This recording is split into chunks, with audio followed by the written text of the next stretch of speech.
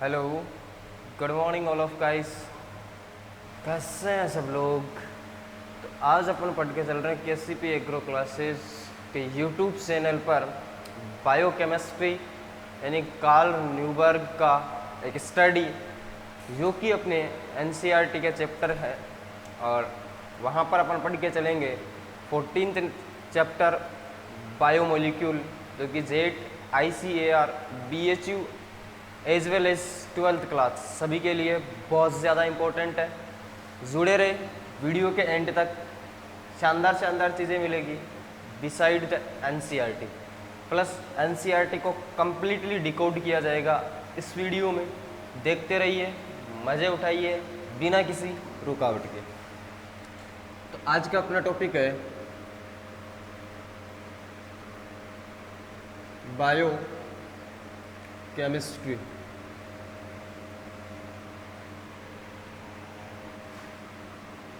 जिसको आप बोलते हो जैव रसायन। एग्रीकल्चर वाले जो बच्चे हैं वो चैप्टर नंबर 10 देख ले, 12th क्लास की सॉइल केमिस्ट्री का। जो NCERT के बच्चे हैं वो चैप्टर नंबर 14 देख ले, NCERT 12th class part second. जो बायोलॉजी का बच्चा है वो NCERT 11th क्लास का चैप्टर देख ले, बायो मॉलिक्यूल। ये भी शायद 9 या 10 नंबर चैप्टर है, 9 नंबर है शायद। ये तीनों चैप्टर कंप्लीटली बायोकेमिस्ट्री को दर्शाते हैं। मैं तीनों चैप्टरों की हर एक बात को यहाँ पर लेकर चलूँगा। नंबर 1, यहाँ पर आपको 2 वर्ड दिख रहे हैं, bio plus chemistry. Bio plus chemistry, bio plus chemistry.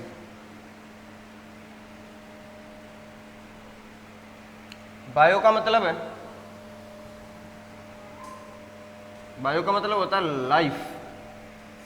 Chemistry का मतलब आप अच्छी तरह जानते हो, केमिकल फिनोमिना। मतलब बायो का मतलब क्या होता है? जीवन, लाइफ। लाइफ किसकी होती है? एक लिविंग बीइंग की, जिसको आप बोलते हो सजीव। यानी सजीव के शरीर में होने वाली केमिकल यानी रासायनिक गतिविधियों तथा उसमें भाग लेने वाले जितने भी मॉलिक्यूल है, अणु है, उन सब का अध्ययन कहाँ किया जाता है? बायो केमिस्ट्री में।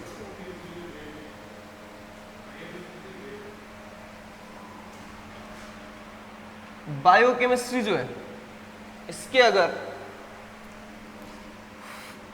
बात करके चले कि सबसे पहले स्टडी किसने की, तो सबसे पहले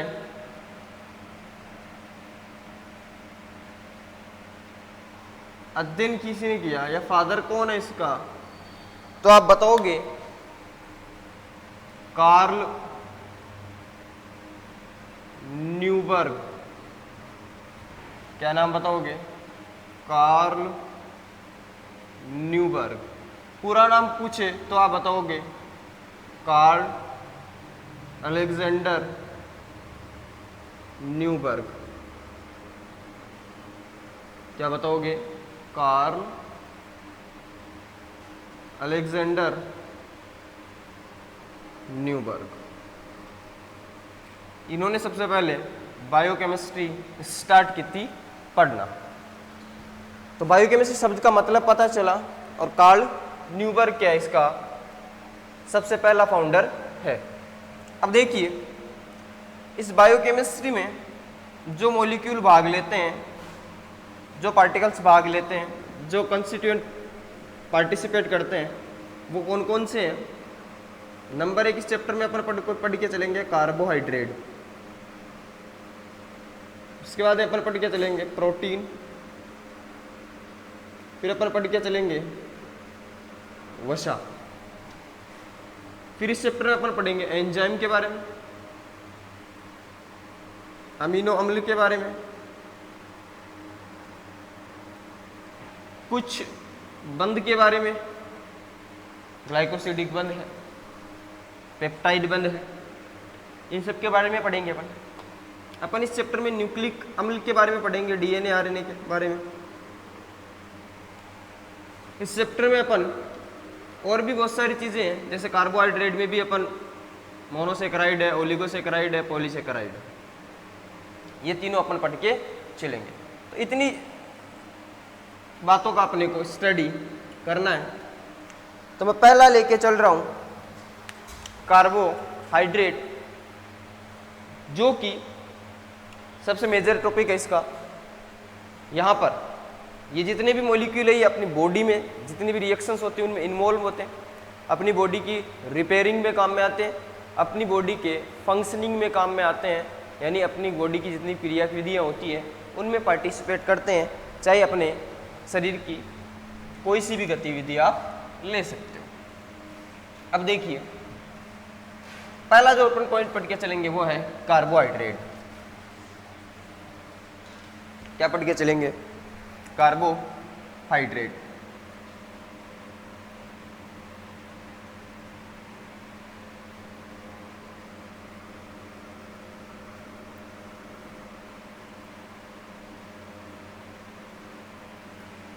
कार्बोहाइड्रेट। अब इधर देखिए, यहां पर आपको दो वर्ड दिख रहे होंगे, कार्बो और हाइड्रेट।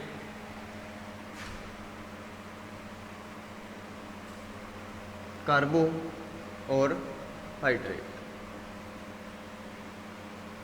जो कि एक प्रकार का कैसा वर्ड है? ग्रीक वर्ड है। क्या है? ग्रीक वर्ड, जिसमें पहले के साइंटिस्टों को क्या लगता था कि ये मॉलिक्यूल, ये जो कार्बोहाइड्रेट है वो कार्बन और उसके हाइड्रेट का मतलब होता है जल, यानी कार्बन के ऐसे अणुओं से बना है जहां पर उसका हाइड्रेट जुड़ा रहता है, यानी कार्बन के हाइड्रेट क्या कहलाते हैं? कार्बोहाइड्रेट। पैसे के पहले के साइंटिस्ट ऐसा मानते थे। अब मुझे बताइए, कार्बो का मतलब कार्बन, हाइड्रेट का मतलब जल, यानी डाइहाइड्रोजन ऑक्साइड। अब इधर देखिए, कोई भी चीज मिलकर जब एक नई चीज बनाते हैं तो उसमें दोनों का कोई ना कोई अनुपात होता है। जैसे मान लो मैंने एक विलियन बनाया,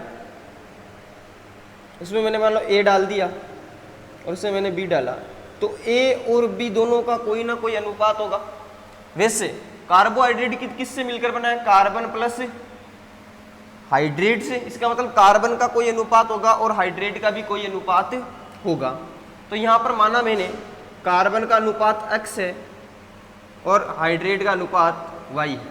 इसका मतलब कार्बोहाइड्रेट का जो सामान्य सूत्र होता है, जिसकी बात कर रहा हूं मैं, सामान्य सूत्र की, वो होता है CxH2O का होल y। क्या होता है? CxH2O का होल y।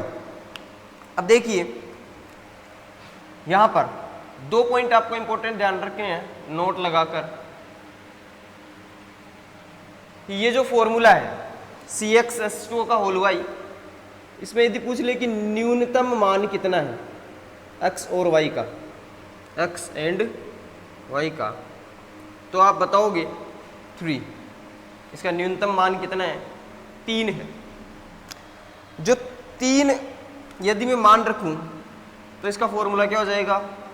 C3H2O का होल 3, यानी C3H6O3। और ये जो कार्बोहाइड्रेट होती है जिसमें न्यूनतम 3 होता है, इसको बोला जाता है डाइहाइड्रोक्सी एसीटोन, या बोल सकते हो ग्लिसरैल्डिहाइड।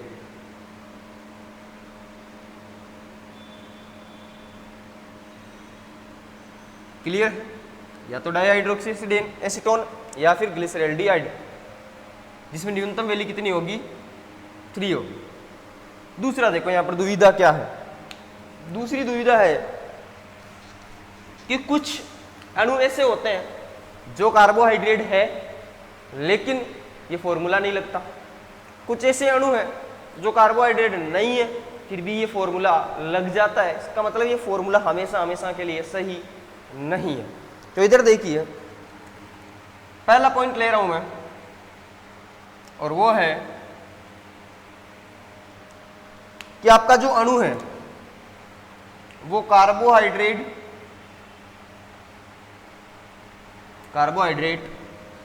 तो है लेकिन उस पर सूत्र नहीं लगता है।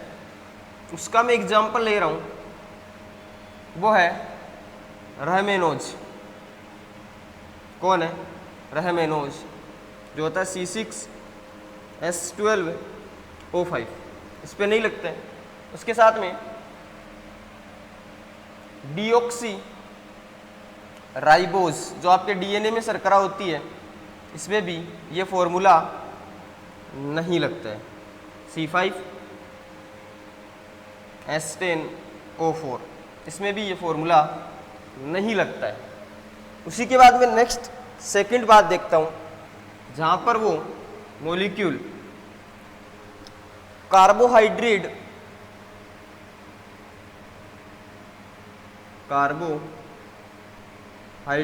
नहीं है लेकिन उस पे सूत्र लग जाता है। इसका एग्जाम्पल है एसिटिक एसिड। एसिटिक एसिड क्या होता है? CH3COOH। इसको मैं कैसे लिख सकता हूं? C2H2O का होल 2। तो कार्बन देखो 2, हाइड्रोजन 2 दूनी 4, 3 और 1 4, ऑक्सीजन 2। तो इसको मैं क्या लिख सकता हूँ?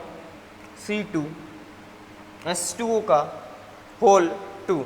जबकि एसिटिक एसिड कोई कार्बोहाइड्रेट नहीं है। इसका मतलब दो अभी तक पॉइंट सामने निकले हैं। कार्बोहाइड्रेट एक ग्रीक वर्ड है जिसका मतलब होता है कार्बन के हाइड्रेट, जिसका सूत्र होता है CxH2O का होल y, और जहाँ पर न्यूनतम वैल्यू होती है 3 होती है, मिनिमम जो वैल्यू होती है वो कितनी होती है? 3 होती है। चलो इसको कंटिन्यू करते हैं।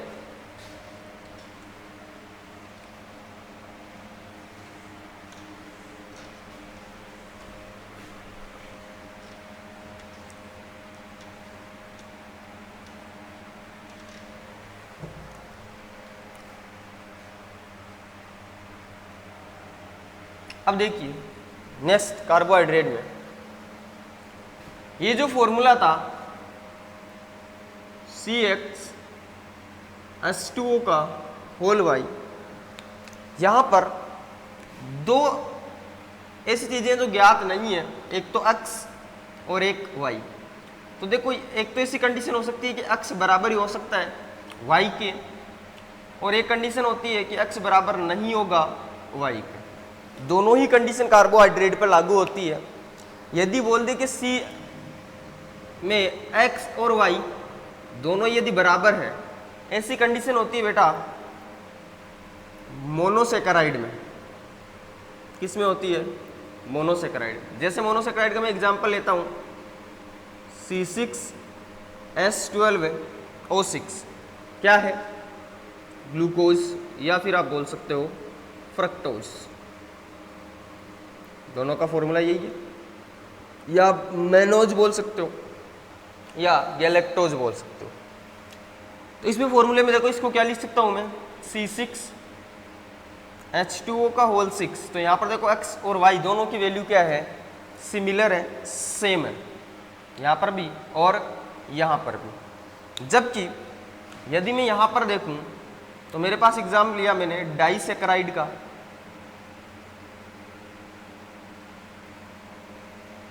डाइसेकेराइड का, तो डाइसेकेराइड का मैंने एग्जांपल लिया मान लो सुक्रोज का।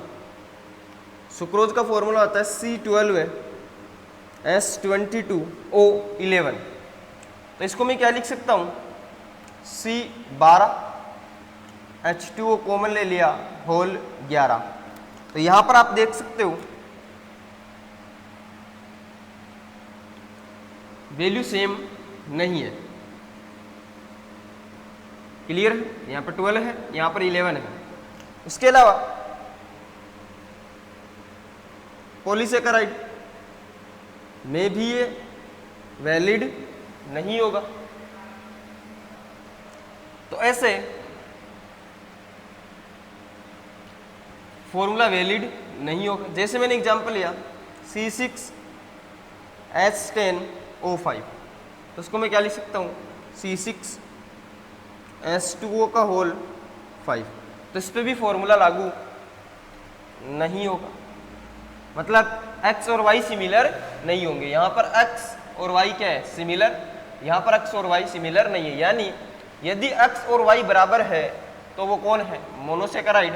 और x और y बराबर नहीं है तो वो क्या है, डाइसेकेराइड या फिर पॉलीसेकेराइड।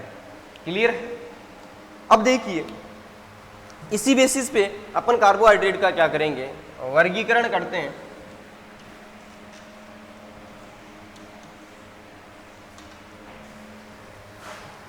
क्या करते हैं, वर्गीकरण करते हैं किसका, कार्बोहाइड्रेट का।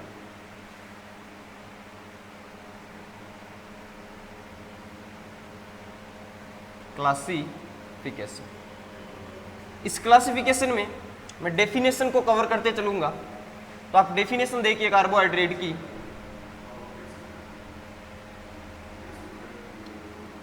पहले के साइंटिस्ट क्या मानते थे, कार्बन के हाइड्रेट है। जैसे ही मॉडर्न साइंटिस्ट आए उन्होंने कार्बोहाइड्रेट की डेफिनेशन क्या दी। और अपने को तो केमिस्ट्री की लैंग्वेज में पढ़ना, बायोलॉजी के में नहीं पढ़ना, तो आप क्या बोलोगे कि प्रकाशिक सक्रिय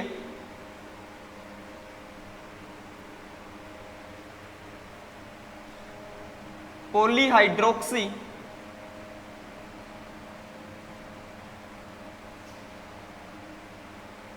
कीटोन व एल्डिहाइड या तो ये होंगे, या जब इनका आप हाइड्रोलाइसिस करवाते हो, जल अपघटन करवाते हो, तो उत्पाद के रूप में ये देंगे। क्या कंडीशन है, या तो प्रकाशिक सक्रिय पॉलीहाइड्रोक्सी कीटोन व एल्डिहाइड होंगे, या फिर ऐसा कोई अणु जिसका मैं जल अपघटन करवाऊं तो वो प्रकाशिक सक्रिय पॉलीहाइड्रोक्सी कीटोन या एल्डिहाइड उत्पाद में देगा। कैसे, इसको समझते हैं। जैसे मैंने एग्जांपल लिया अपना ग्लूकोज, क्या लिया, ग्लूकोज। इसका फॉर्मूला होता है C6H12O6। इसको मैं देखता हूं तो देखना, इसका फॉर्मूला होता है CHOCCC।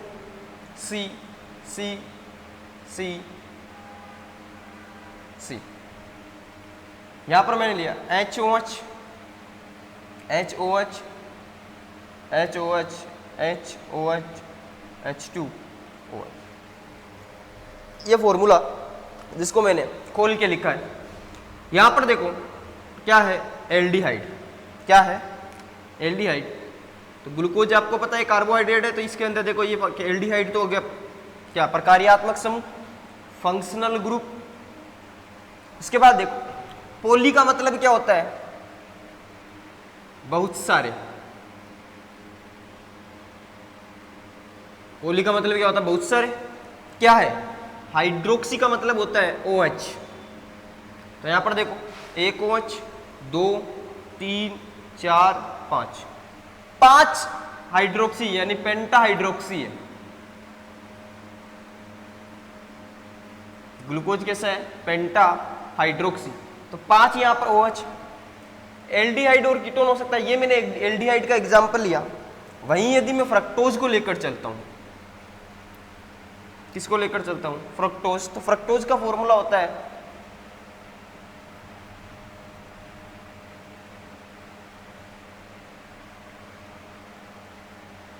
CHOH CHOH CHOH CH2OH। तो यहां पर आप देख सकते हो ये कौन सा प्रकार्यात्मक समूह है, कीटोन। कौन सा है, कीटोन है। ये क्या है, एल्डिहाइड। अब देख सकते हो आप प्रकाशिक सक्रिय का मतलब क्या होता है, अपन ऑप्टिकल एक्टिविटी पढ़ेंगे, समावेयता में आपने पढ़ा भी होगा। प्रकाशिक सक्रिय का मतलब होता है जिसके पास किरेल कार्बन होता है। क्या होता है, किरेल कार्बन, यानी कायरल सेंटर होता है। किरेल कार्बन वो कार्बन होता है, जैसे मान लो एक कार्बन है, उसकी 4 संयोजकता होती है और चारों संयोजकता भिन्न भिन्न समूह से पूरी होती है। जैसे यहाँ पर कोई ए समूह जुड़ेगा, यहाँ पर कोई बी समूह जुड़ा है, यहाँ पर कोई पी समूह जुड़ा है और यहाँ पर कोई क्यू समूह जुड़ेगा, मतलब कोई भी आपस में बराबर नहीं होता। तो ऐसे कार्बन को बोला जाता है किरेल कार्बन। क्या बोला जाता है, किरेल कार्बन। जिस कार्बन की चारों संयोजकता भिन्न भिन्न समूह से पूरी होती है। तो यहाँ पर देखो एक कार्बन को पकड़ लो, जैसे इस CHOH को मैं कैसे लिख सकता हूँ, CHOH।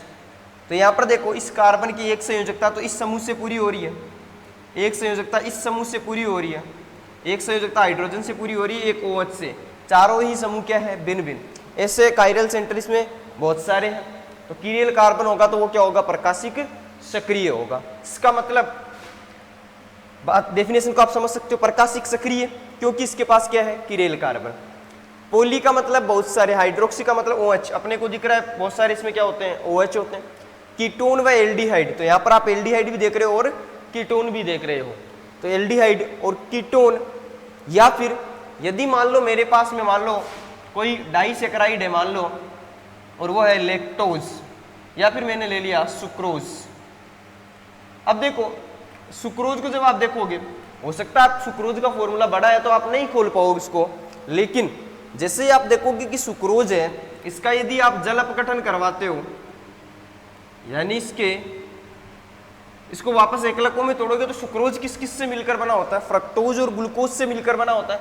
तो जब ये सुक्रोज मान लो टूटेगा तो किस में टूटेगा, फ्रक्टोज और ग्लूकोज में।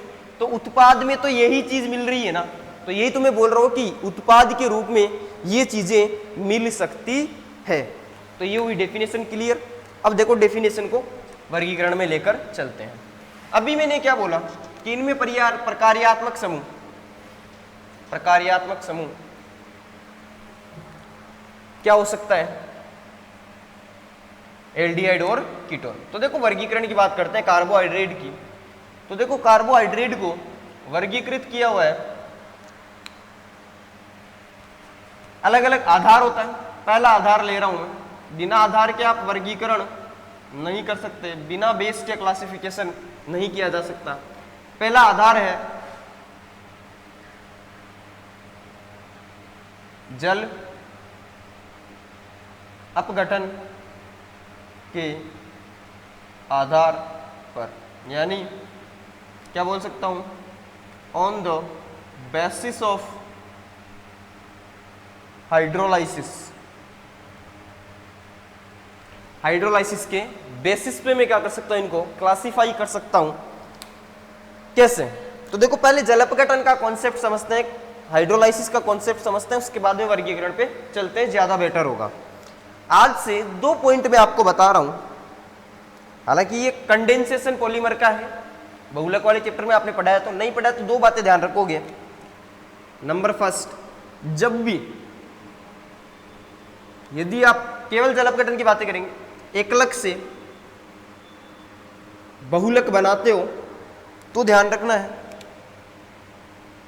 पानी बाहर निकलता है, और जब बहुलक से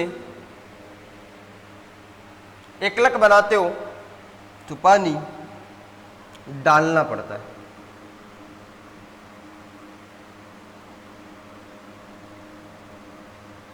क्लियर है? कैसे याद रखोगे, ध्यान रखना, एकलक से बहुलक बना मतलब 2 चीजें आपस में जुड़ेगी मतलब बॉन्ड बनेगा। तो आप ध्यान रखना, जैसे ही बॉन्ड बनता है पानी निकलता है। क्या ध्यान रखोगे, बॉन्ड बनने पर पानी निकलता है और बॉन्ड को तोड़ने पर पानी डालना पड़ेगा। बॉन्ड बनने पर पानी निकलता है, बॉन्ड को तोड़ने के लिए पानी डालना पड़ेगा। इसी कॉन्सेप्ट से पूरा कार्बोहाइड्रेट और प्रोटीन समझ लेंगे। पानी निकलेगा मतलब एकलक बहुलक में कन्वर्ट हुआ है। इसका फायदा यह है यदि एकलक से बहुलक बनाने की बात करें तो दो एकलकों को आपस में जोड़कर उसमें से एक H2O का अणु बाहर निकाल दोगे तो आपके पास में बनने वाले बहुलक का सूत्र प्राप्त हो जाएगा, जैसे अभी मैं प्रूफ करूंगा। तो इधर देखिए क्या ध्यान रखोगे, जब भी एकलक से बहुलक बनेगा H2O बाहर निकलेगा और बहुलक से जब एकलक बनेगा तो आपको H2O यहाँ पर ऐड करना है। इसी कॉन्सेप्ट से अपन क्या करेंगे, क्लासिफिकेशन करेंगे।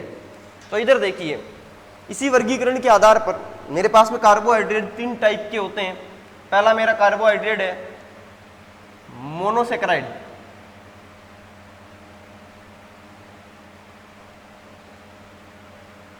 क्या है, मोनोसेकेराइड।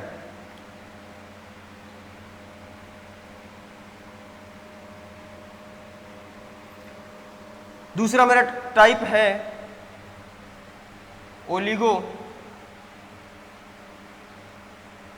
सेकेराइड। ग्रीक वर्ड है सारे, मतलब समझेंगे।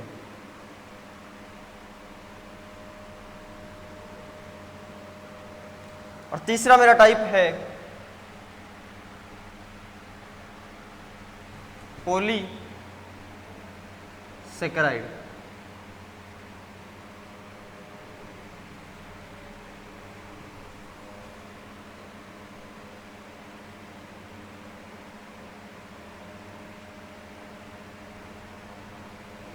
तो इधर देखिए शब्दों का मतलब समझेंगे, आंसर ऑटोमेटिक पता चल जाएगा। आधार को मद्देनजर रखेंगे, जल अपघटन की बातें की जा रही है। देखो मोनोसेकेराइड होता है, इसमें आपको दो शब्द दिख रहे होंगे, एक मोनो और दूसरा सेकेराइड। मोनो शब्द का मतलब होता है कहीं भी लग जाए, इसका मतलब होता है एक। सेकेराइड का मतलब होता है शर्करा। ओलिगो शब्द का मतलब होता है,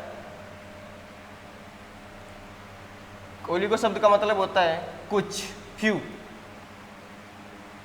यानी कुछ। सेकेराइड का मतलब शर्करा। पोली शब्द का मतलब होता है बहुत सारे। पोली शब्द का मतलब क्या होता है, बहुत। तो मोनोसेकेराइड कैसी शर्करा है जिसमें केवल एक इकाई होती है। केवल क्या होती है, एक इकाई होती है। ओलिगो का मतलब क्या है, कुछ शर्करा, मतलब ऐसा कार्बोहाइड्रेट है जिसमें कुछ मोनोसेकेराइड जुड़कर एक नया अणु बनाएगी, जिसको क्या बोलते हैं, ओलिगो सेकेराइड। ओली का मतलब बहुत सारे, या तो मोनोसेकेराइड हो सकते हैं या ओलिगोसेकेराइड आपस में जुड़कर क्या बनाएंगे, नया अणु बनाएंगे। उस अणु को क्या बोलेंगे, पॉलीसेकेराइड। इधर देखिए यहां पर एक शब्द दिख रहा है फ्यू। फ्यू का मतलब है कुछ। कुछ कितने, तो आप ध्यान रखोगे 2 से 10 तक यूनिट। यूनिट की बात कर रहा हूं, कार्बन की संख्या की बात नहीं कर रहा। 2 से 10 यूनिट आपस में मिलकर क्या बनाएंगी, एक नया अणु बनाएगी। उसको क्या बोलते हैं, ओलिगोसेकेराइड। मतलब 2 से 10 मोनोसेकेराइड आपस में जुड़कर क्या बनाएगी, ओलिगोसेकेराइड। तो इधर देखिए एक है मेरे पास मोनोसेकेराइड, एक ओलिगोसेकेराइड, एक मेरे पास पॉलीसेकेराइड। आधार मेरा क्या है, जल अपघटन के आधार पर। तो देखो मोनोसेकेराइड वो होते हैं जिनका जल अपघटन नहीं करवाया जा सकता। जल अपघटन क्यों नहीं करवाया जा सकता, जल अपघटन करवाने का मतलब क्या है, बहुलक को एकलक में कन्वर्ट करना। ये तो खुद अपने आप में एकलक है, क्योंकि एक इकाई है ना, मोनोसेकेराइड एक ही है। एक को क्या तोड़ोगे, वो तो क्या अकेला एक यूनिट है, उसका आप जल अपघटन नहीं करवा सकते। इसका मतलब मोनोसेकेराइड का जल अपघटन नहीं करवा सकते। तो आधार पता चला जल अपघटन। तो जिसका जल अपघटन नहीं करवाया जा सकता वो मोनोसेकेराइड। यदि जल अपघटन करवाया ही नहीं जा सकता, इसका मतलब ये कैसा हो गया, सरलतम। कैसा हो गया, सरलतम, यानी simplest sugar that can't be hydrolyse. Clear है, जिसका हाइड्रोलाइसिस नहीं करवाया जा सकता। तो ओलिगोसेकेराइड क्या होगा, इसका जल अपघटन करवाया जा सकता है क्योंकि इसमें कितनी इकाइयां हैं, 2 से 10 तक की। यदि जल अपघटन करवाओगे तो आपको क्या मिलेंगे, 2 से 10 मोनोसेकेराइड, 2 से 10 मोनोसेकेराइड। और पॉलीसेकेराइड का भी आप जल अपघटन करवा सकते हो क्योंकि इसमें बहुत सारी इकाइयां हैं। तो यदि इसका जल अपघटन करवाओगे तो आपको क्या मिलेंगे, 10 से ज्यादा मोनोसेकेराइड।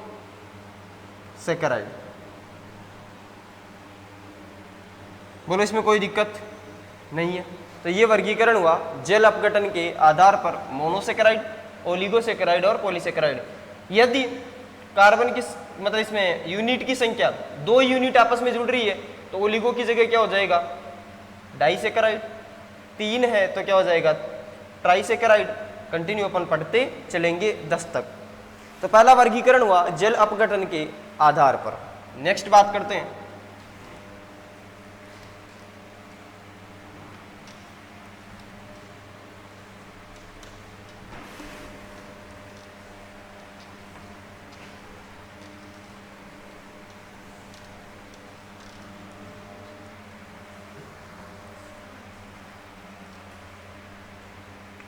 नेक्स्ट आधार है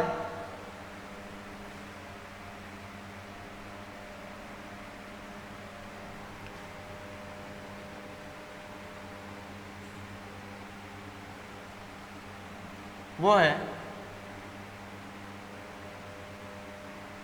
अपचयन। किसका अपचयन, टोलेन अभिकर्मक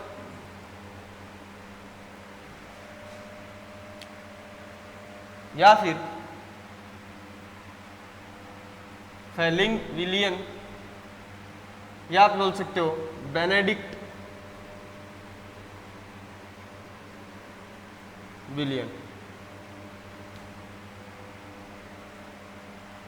इनका यदि अपचयन करने वाली शर्करा हो या फिर ऐसी शर्करा जो इनका अपचयन नहीं करेगी, इसके आधार पर शर्करा को यानी कार्बोहाइड्रेट को 2 कैटेगरी में डिवाइड कर रखा है। कितनी कैटेगरी में, 2 कैटेगरी में डिवाइड कर रखा है। एक होती है अपचयी शर्करा यानी रिड्यूसिंग शुगर, और एक होती है अनअपचयी शर्करा जिसको आप बोलते हो नॉन रिड्यूसिंग शुगर। इसमें डायरेक्ट क्वेश्चन पूछता है आपको कि निम्न में से कौन सी अपचयी शर्करा कौन सी अनअपचयी शर्करा है। अभी सब कुछ क्लियर हो जाएगा। तो देखो अपचयी शर्करा कौन सी होती है, जो इन सभी का किस किस का, टोलेन रिएजेंट, उसके बाद में फेलिंग सॉल्यूशन और बेनेडिक्ट सॉल्यूशन, इन सब का यदि अपचयन कर देती है तो क्या होगी, अपचयी शर्करा। और यदि अपचयन नहीं कर पाएगी तो क्या होगी, अनअपचयी शर्करा। अब देखो अपचयी शर्करा कौन सी होगी, इसको पहचानने के 2 तरीके हैं। या तो जो आपको शर्करा दी हुई है उसमें कौन कौन से प्रकार्यात्मक समूह हो सकता है, या तो एल्डिहाइड या फिर कीटोन। या तो एल्डिहाइड होगा या फिर क्या होगा, कीटोन होगा। यदि एल्डिहाइड और कीटोन जिस शर्करा में मुक्त है, यानी इन्होंने बंध नहीं बनाया है, इन समूहों ने बॉन्ड नहीं बनाया है, तो क्या होगी, अपचयी शर्करा। और यदि इन्होंने बंध बनाने में भाग ले लिया, यानी ये बंधित है, बॉन्डेड है, यदि इन्होंने बंध बनाने में भाग ले लिया तो वो अनअपचयी शर्करा होगी। और यदि वो फ्री है, मुक्त है, तो क्या होगी, अपचयी शर्करा। याद क्या रखना है, इधर देखो, जितने भी जो बात बता रहा हूं राज की बात, वो ध्यान रखोगे क्या, तो राज की बात ध्यान रखोगे सभी मोनोसेकेराइड प्लस डाइसेकेराइड, सभी मोनोसेकेराइड तथा डाइसेकेराइड अपचयी शर्करा है सुक्रोज को छोड़कर। क्या ध्यान रखोगे? सभी मोनोसेकेराइड और डाइसेकेराइड अपचयी शर्करा है सुक्रोज को छोड़कर। सुक्रोज एक डाइसेकेराइड है लेकिन ये अपचयी शर्करा नहीं है। क्यों नहीं है? अपन सुक्रोज को कंप्लीटली डायग्राम से पढ़ेंगे तो वहां मैं प्रूफ कर दूंगा। यहाँ पर चीजें अपने को ध्यान रखनी है।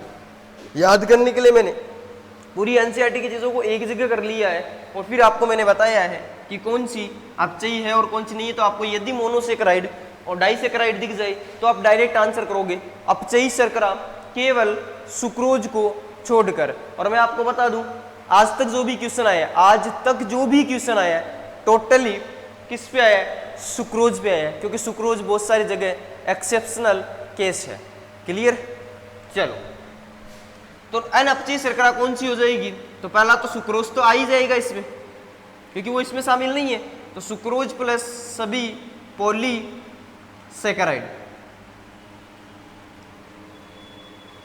ये क्या है? अनअपचयी शर्करा। डेफिनेशन पूछे तो आप बोल दोगे कि इनका CHO और COO यानी कीटोन समूह मुक्त रूप है। इनका रीजन पूछे तो आप बताओगे ये बॉन्डेड है। कौन से होंगे एग्जाम्पल पहचाना तो आपको मोनोसेकेराइड और डाइसेकेराइड दिख जाए, बिना देखे टिक कर देना, केवल सुक्रोज का ध्यान रखोगे। तो ये हुआ किसके आधार पर? अपचयन के आधार पर। किसका अपचयन करेंगे? टोलेन रिएजेंट, फेलिंग या फिर बेनेडिक्ट। क्वेश्चन ऐसे भी पूछा जा सकता है, 4 ऑप्शन देगा और बोलेगा निम्न में से कौन सा बेनेडिक्ट विलियन को अपचयित नहीं कर सकता। मतलब वो रिड्यूस्ड शुगर नहीं है। इसका मतलब ऑप्शन वो सही होगा जिसमें या तो सुक्रोज होगा या फिर पॉलीसेकेराइड का कोई ऑप्शन होगा। कंटिन्यू करते हैं टॉपिक को। सभी लोग अंत तक देखते चलेंगे। वीडियो के अंत में आपको कुछ ऐसी बातें बताई जाएगी जो कि आपके लिए लाभदायक साबित हो सकती है। इधर देखिए, अब अपन इनका वर्गीकरण करेंगे। नेक्स्ट आधार है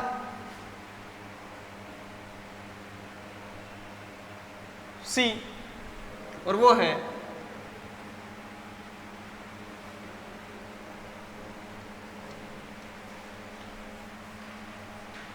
अब अपने पास में जो आधार है वर्गीकरण का वो है प्रकार्यात्मक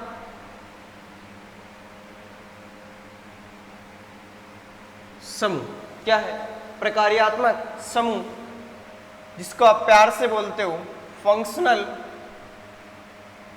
ग्रुप। फंक्शनल ग्रुप यानी प्रकार्यात्मक समूह। तो इधर देखिए, प्रकार्यात्मक समूह कौन कौन से हो सकते साहब बताया था। या तो कीटोन होगा या फिर एल्डिहाइड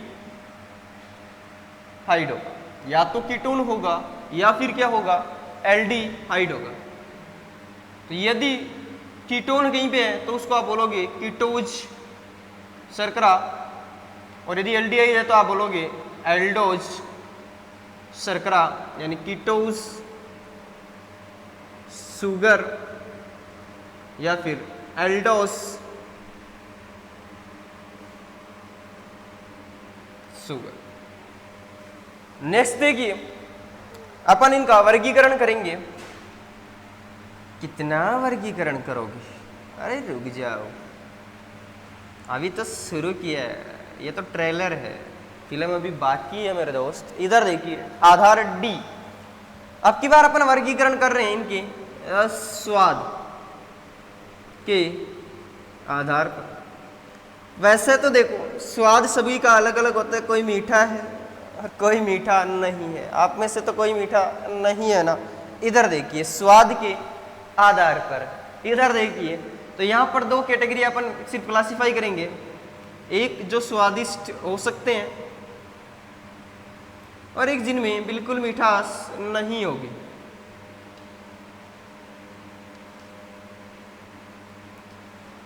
एक स्वादिष्ट हो सकते हैं, यानी उनको बोलता है शुगर। कुछ मीठे नहीं होंगे, उनको बोलते हैं non sugar.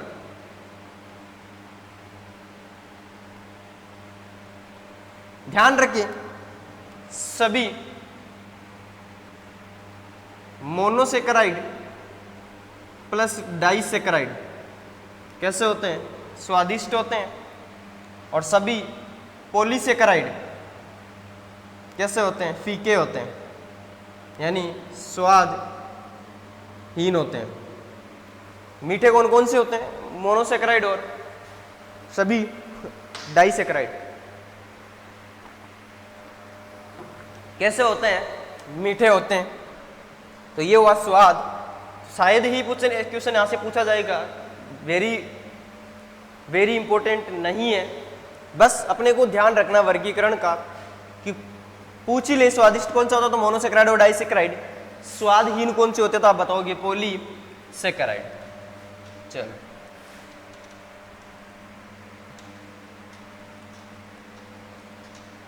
Important point copy के ऊपर लिखेंगे, जो मैं बता रहा हूं, जो भी नोट्स बना रहा है कॉपी के ऊपर लिखिएगा।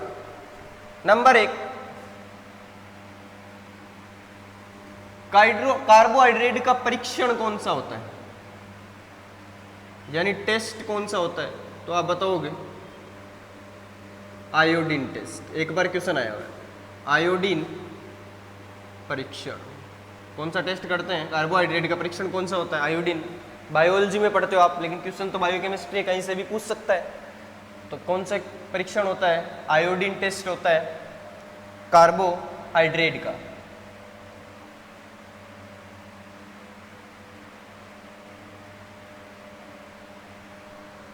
नेक्स्ट, यहां से कुछ पॉइंट ध्यान रखोगे। यदि ऐसा पूछ ले, प्रकृति में सबसे अधिक पाया जाने वाला कार्बोहाइड्रेट कौन सा है तो आप बताओगे सेल्यूलोज। कौन सा बताओगे? सेल्यूलोज की प्लांट सेल वॉल बनी होती है। यदि पूछ ले शहद में शर्करा कौन सी पाई जाती है, कौन सी शुगर पाई जाती है हनी में, तो आप बताओगे फ्रक्टोज। ये मैंने क्यों लिखाया? क्योंकि एनसीईआरटी में 12th क्लास की ऑर्गेनिक में ये 2 पॉइंट सही नहीं है, आप इनको सही कर लेना। शहद वाले में ग्लूकोज दे रखा है, लेकिन फ्रक्टोज होता है। प्रकृति में सबसे ज्यादा ग्लूकोज को बता रखा है, लेकिन सेल्यूलोज होता है। इधर देखिए नेक्स्ट पॉइंट, पके हुए अंगूर में, ये भी एनसीईआरटी का ही पॉइंट। पके हुए अंगूर में सबसे ज्यादा क्या होता है तो इसमें आप बताओगे ग्लूकोज सबसे ज्यादा होता है। 3 पॉइंट एनसीईआरटी में, बिल्कुल आप नोटिस करके चले और तीनों को कॉपी के ऊपर लिख ले।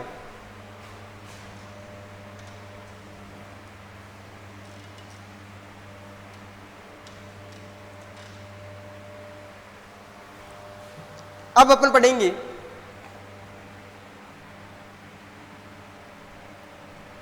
डी तथा एल वर्गीकरण। ये सब समावेयता में आपने पढ़ा है, इसमें में पढ़ा है, नहीं पढ़ा है तो इधर देखिए डी और एल कौन से होते हैं। यदि आपके सामने कोई ऑर्गेनिक केमिस्ट्री का अणु दिया रहे जिसके अंदर सबसे अधिक यानी मोस्ट ऑक्सीडाइजिंग ग्रुप, यानी जो सबसे अधिक ऑक्सीकारी ग्रुप है वो तो होना चाहिए टॉप पर, और सबसे कम जो होना चाहिए वो होना चाहिए बिलो। और यहां पर आपके सामने मान लो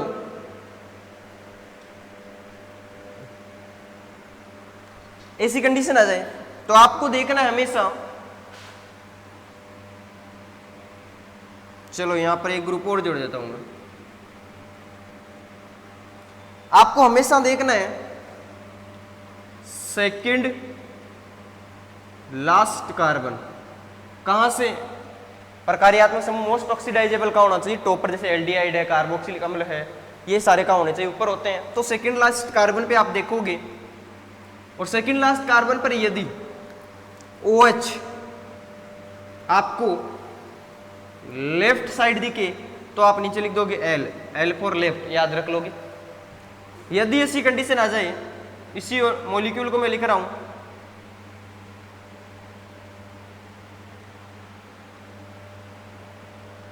और ऐसी कंडीशन आ जाए यहां पर OH है, यहां पर क्या है OH, सेकंड लास्ट कार्बन देखना आपको, तो ये सेकंड लास्ट है। यहां पर OH कहां पर है, राइट साइड में, तो आप लिखोगे D। याद रखने का तरीका बताता हूं, D फॉर दायां मतलब राइट, L फॉर लेफ्ट। बोलो कोई दिक्कत वाली बात नहीं है। तो ये हो गया D और L वर्गीकरण। यहां पर मैक्सिमम लोग गलती क्या करते हैं, इसको स्मॉल d और स्मॉल s L समझ लेते हैं, ऐसा बिल्कुल नहीं है। ये प्रकाशिक संभाव्यता को दर्शाता है और ये केवल पोजीशन को दर्शाता है। कुछ लोग गलती क्या करते हैं, d के साथ में हमेशा प्लस और माइनस, ये d प्लस है, ये L माइनस है, लोग इसको इसके साथ में लिख देते हैं, ऐसा नहीं है। हाँ, NCERT के जितने भी एग्जाम्पल है d वाले वो प्लस है, इसलिए याद करने का ये एक तरीका है कि d वाले प्लस भी होंगे, पर ये जरूरी नहीं है कि d वाले हमेशा प्लस ही होते हैं, नहीं, यहां पर गलती बिल्कुल नहीं करनी है। d और L ये डेक्स्ट्रो रोटेटरी और ये लियो रोटेटरी, ये तो प्रकाशिक संभाव्यता को दर्शाते हैं। ये d और L केवल पोजीशन को दर्शाते हैं कि लेफ्ट है या राइट है। ये प्लस माइनस ऑप्टिकल एक्टिविटी को दर्शाता है। चलो नेक्स्ट पॉइंट पे चलते हैं।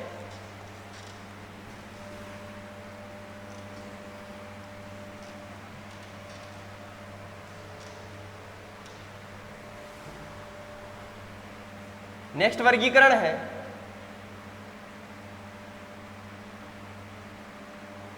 थ्रियोस और एरिथ्रियोस।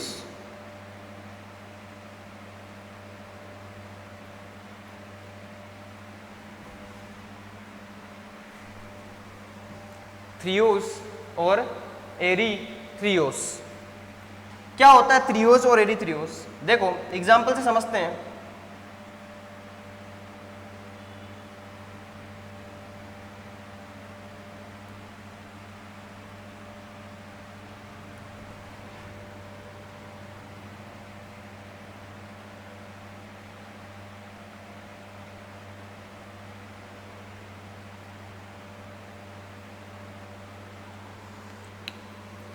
देखो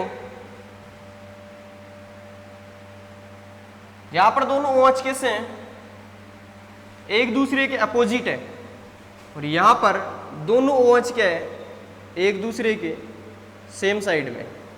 बेटा इस क्वेश्चन ICR में पूछे जाते हैं, थ्रियोज और एरिथ्रियोज वाले, जेट में नहीं आएंगे। यदि अपोजिट होते हैं तो इसको बोलते हैं थ्रियोज, और यदि सेम साइड है तो इसको बोलते हैं एरिथ्रियोस। तो इधर देखिए, याद कैसे करना, तो आप इसकी लिखोगे ट्रिक।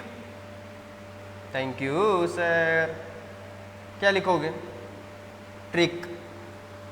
पैर का अंगूठा की स्पेलिंग क्या होती है, टॉय, इसके आगे लगा दोगे S, टॉयज। तो देखो TOES, टॉय का मतलब पैर का अंगूठा, आगे S लगा दोगे टॉयज। तो क्या ध्यान रखोगे, T का मतलब थ्रियोस, O का मतलब होता है अपोजिट, अपोजिट साइड होंगे थ्रियोस। E का मतलब एरिथ्रियोस, कैसे होंगे, सेम साइड। अब भी याद नहीं है, आपको काम की बात बताता हूं। चिल्लू भर पानी लेना, उसमें नाक और मुंह एक साथ डुबो के चल देना, और उनकी आत्मसंतुष्टि के लिए 2 मिनट का मौन व्रत मैं रखूंगा, चलते रहिए। आगे बढ़ते हैं। ये हुए सारे वर्गीकरण जो आगे काम में आएंगे। मैक्सिमम लोग यहाँ पर ये चीजें नहीं पढ़ाते हैं, जब पढ़ाएंगे उस टाइम काम मिलेंगे। मैंने सारी पहले डिस्क्राइब कर दी है, अब एक एक को मैं काम में लूंगा। चलो शुरू करते हैं। पहला वर्गीकरण में अपन ने पढ़ा था जल अपघटन के आधार पर, और वो पढ़ा था अपन ने मोनोसैकेराइड ओलिगोसेकेराइड और पॉलीसेकेराइड। तो इसी कड़ी में मैं लेके चल रहा हूं मोनोसेकेराइड को। किसको लेके चल रहा हूं? मोनोसेकेराइड को।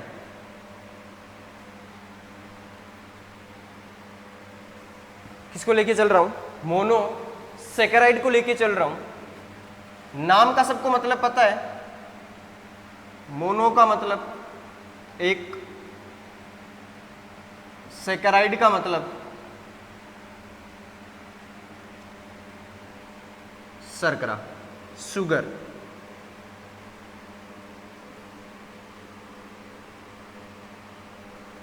कैसी है? स्वादिष्ट होते हैं। देख लो पीछे वाली चीजें काम में आएगी वर्गीकरण में, अभी एक एक मिनट में क्लियर हो जाए। स्वादिष्ट होता है, अपचयी होती है यानी रिड्यूसिंग शुगर होते हैं। बोलो, इतनी चीजें पीछे वालों से काम में आ गई। कैसी होती है? मोनो का मतलब एक, सेकेराइड का मतलब शर्करा, स्वादिष्ट होती है मतलब टेस्ट होता है यानी शुगर होते हैं, अपचयी मतलब रिड्यूसिंग शुगर होते हैं। चलो नेक्स्ट बात करते हैं इनका मोनोसेकेराइड का वर्गीकरण। देखो मोनोसेकेराइड है, फॉर्मूला क्या था अपना कार्बोहाइड्रेट का? CxH2O का होल y। ये जो x और y है इसकी वैल्यू न्यूनतम कितनी होनी चाहिए? 3। तो वर्गीकरण करेंगे अपन पहला कार्बन की संख्या पे। किसके आधार पर वर्गीकरण करेंगे? कार्बन की संख्या पर, क्योंकि यूनिट के आधार पर तो अपन कर नहीं सकते, यूनिट तो ये एक ही होगी, लेकिन कार्बन की संख्या चेंज हो सकती है। क्योंकि यूनिट एक है इसका मतलब ये कैसी होती है? सरलतम होती है। सरलतम का मतलब इनका जल अपघटन नहीं करवाया जा सकता। ये रिवीजन हुआ। इधर बढ़ते हैं। कार्बन की संख्या न्यूनतम कितनी हो सकती है? 3। फिर कितनी हो सकती है? 4। और कितनी हो सकती है? 5, 6, 7। 3 वाली जो होगी, 3 का मतलब होता है ट्राई। ठीक है। जो मोनोसेकेराइड होते हैं इनका नाम लिखते समय इनका जो प्रत्यय लगता है, जो सफिक्स लगता है, वो होता है ओज। कौन सा प्रत्यय लगता है? ओज प्रत्यय। कौन सा प्रत्यय लगता है? ओज। तो ट्राई प्लस ओज, तो ये होता है ट्रायोज। 4 के लिए टेट्रा होता है, तो ये क्या हो जाएगा? टेट्रोज।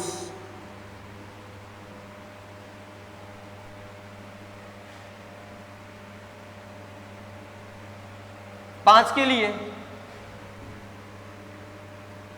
पेंटोज।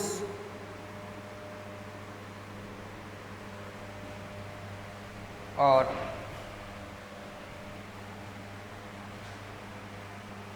6 के लिए होगा हेक्सोज। ट्रायोज। 3 कार्बन वाली कौन कौन सी होती है? तो मैंने क्या बोला था? प्रकार्यात्मक समूह कीटोन और एल्डिहाइड हो सकता है। तो इसका एग्जाम्पल ले रहा हूं मैं, इंपॉर्टेंट उदाहरण है बेटा, ध्यान से पढ़ना। पहला एग्जाम्पल है ग्लिसरैल्डिहाइड।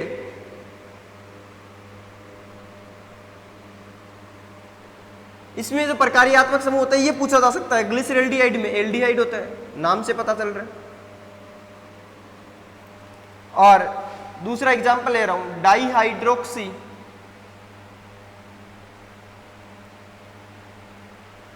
एसीटोन में प्रकार्यात्मक समूह कीटोन होता है। टेट्रोज।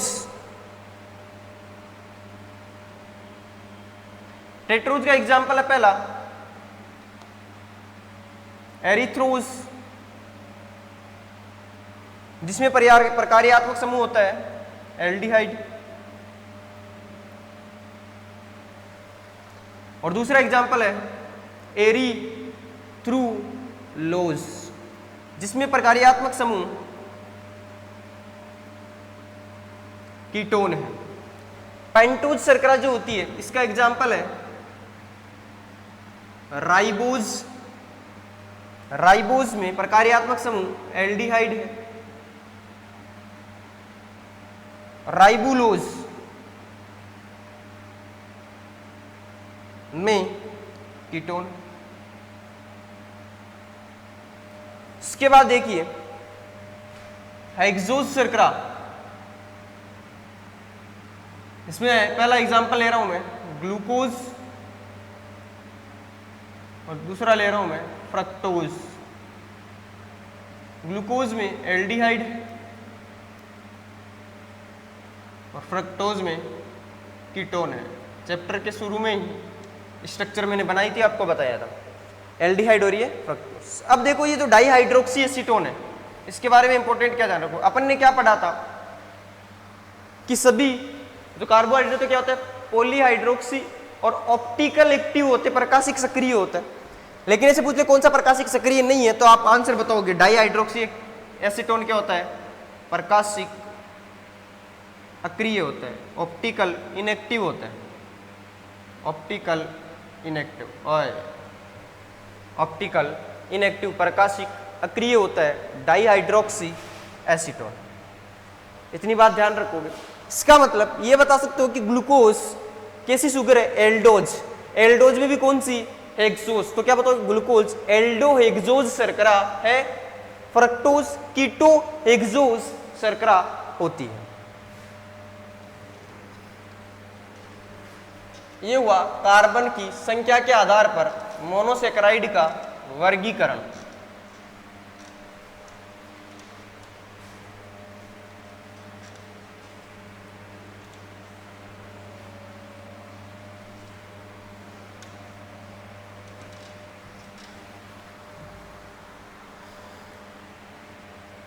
अब अपन बात करेंगे नेक्स्ट वर्गीकरण, और वो अपन बात करेंगे वलय की, यानी रिंग की बात करेंगे।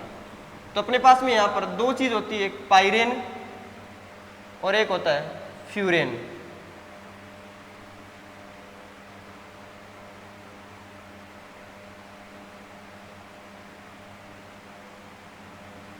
पाइरेन रिंग वो होगी, सीधा तरीका बता रहा हूं, जिसमें क्या हो 6 तत्व रिंग में हो। रिंग में कितने तत्व होंगे 6, और जिसमें 5 तत्व होंगे वो कौन सी होगी, फ्यूरेन। याद करने का तरीका बताता हूं, F4 5 का मतलब इसमें 5 तत्व होंगे। मैं 5 कार्बन नहीं बोल रहा हूं, कार्बन 4 ही होंगे अंदर, लेकिन यहां पर अंदर टोटल तत्व कितने होंगे 5, यहां पर टोटल तत्व कितने होंगे 6। कार्बन कितने होंगे 5 ही होंगे, एक कम होगा, एक बार की तरफ रहेगा, यहां 4 होंगे। पर अपने को एलिमेंट ध्यान रखने, आप रिंग को पहचान जाओ। इसकी जो रिंग होगी वो ऐसी होती है, यहां कार्बन होगा, कार्बन कार्बन कार्बन कार्बन, 3 और 2 5 तो कार्बन, एक ऑक्सीजन, 6 तत्व हो गए। इसकी जो रिंग होती है वो ऐसी होती है, कार्बन कार्बन कार्बन कार्बन, 4 तो कार्बन होंगे, एक ऑक्सीजन होगा। क्लियर।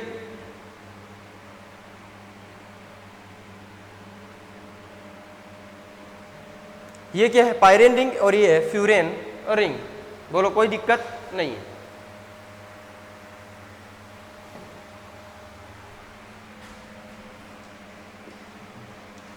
ग्लूकोज कैसी है, पाइरेनोज, और फ्रक्टोज कैसी है, फ्यूरेनोज। चलो, ये हुए मोनोसेकेराइड का कार्बन की संख्या के आधार पर वर्गीकरण। अब अपन पढ़ेंगे इसके एग्जाम्पल। क्या पढ़ेंगे, उदाहरण मोनोसेकेराइड के। मोनोसेकेराइड के जो उदाहरण है कौन कौन से हैं, तो आप बताओगे glucose, mannose,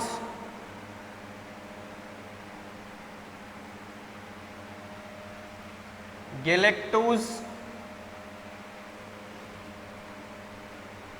fructose,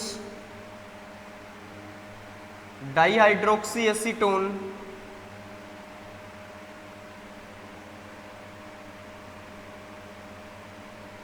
glyceraldehyde,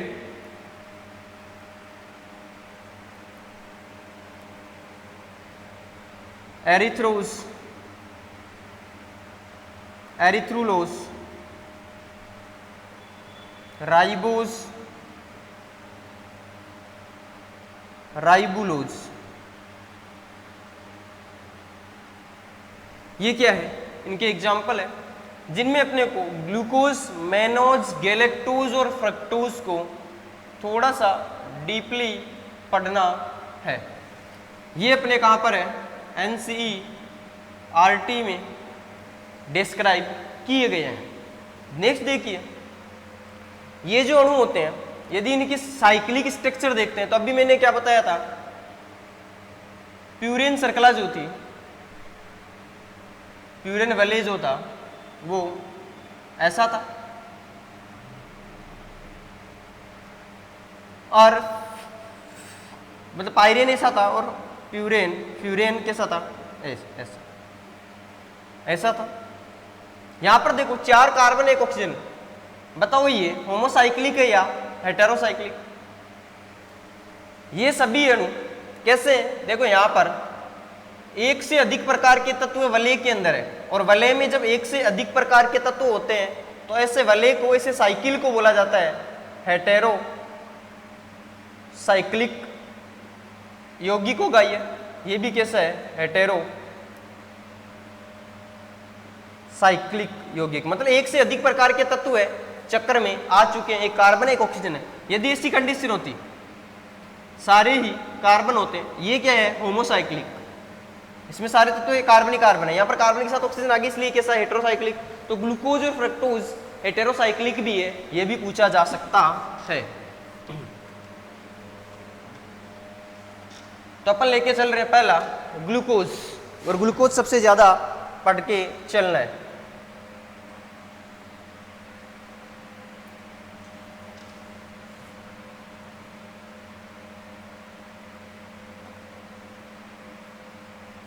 sir रहने दो, आपसे नहीं बनेगा। इधर देखो, पहला अपन कौन सा लेके चल रहे हैं?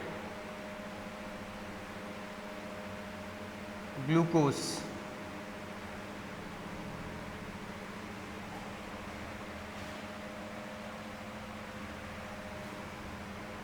सामान्य सूत्र क्या होता है?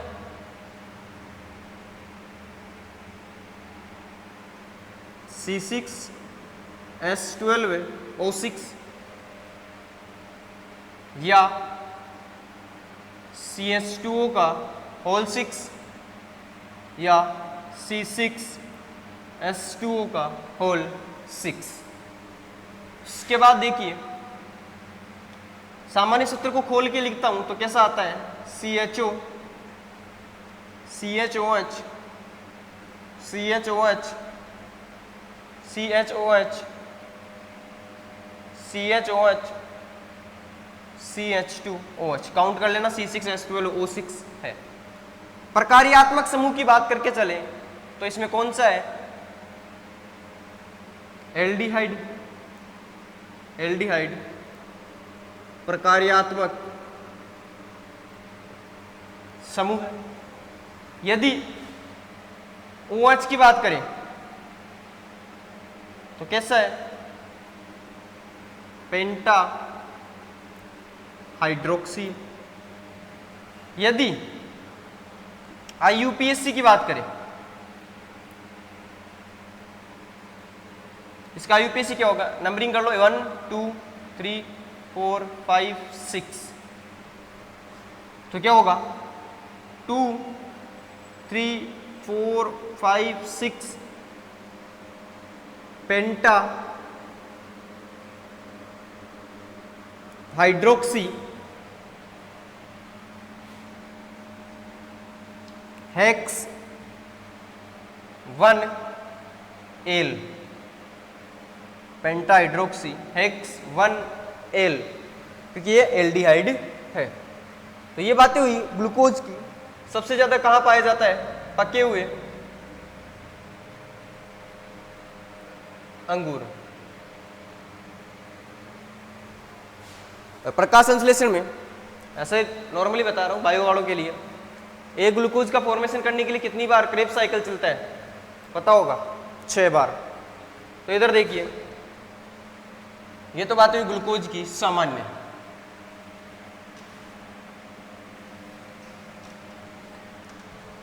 अब अपन करते हैं इसका निर्माण। क्या करेंगे? ग्लूकोज का